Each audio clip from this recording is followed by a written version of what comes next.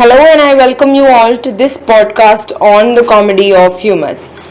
Ben Jonson is associated with the term comedy of humors.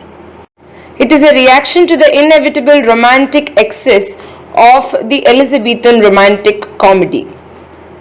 Comedy of humors treats the comic world as being something more realistic, and it is commonplace in plot, characterization, and dialogue.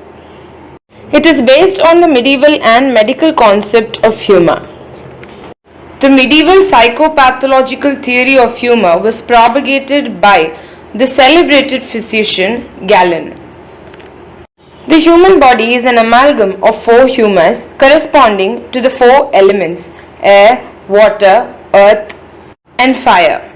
The temperament of a person depends on the proportion of the fluids in the body. Excess secretion of yellow bile in the body makes a person ill-tempered, and this is called choleric.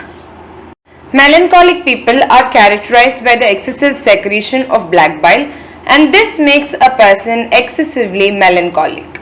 And phlegmatic people are excessively calm and docile. This is because of the excessive secretion of phlegm. Sanguine. These people are excessively optimistic even when there is the slightest of the chance for hope and success. This is because of the presence of blood in the body. These are the four fluids that determine the temperament and the mental state of man. A normal man has all four fluids in balanced proportion. One in excess makes them abnormal.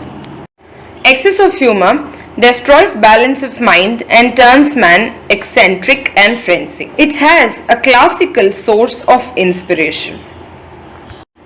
It is an Italian comedy by Terence in which these humors were used for the first instance with high dramatic effectiveness. Johnsonian comedy of humors deals with the element to ridicule different types of men and women.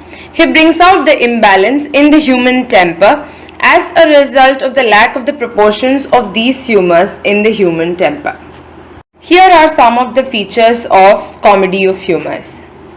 These are the common features of works that belong to the genre of comedy of humors. They all contain farcical elements. The characters are from real life, and the characters are usually types with eccentricities.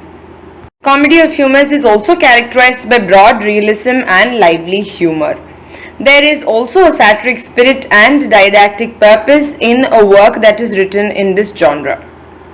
Comedy of humors is said to have opened a new direction and has also led to the development of comedy of manners, anti-sentimental comedy, and so on and so forth. Thanks a lot for watching. Do remember to like, share, and subscribe.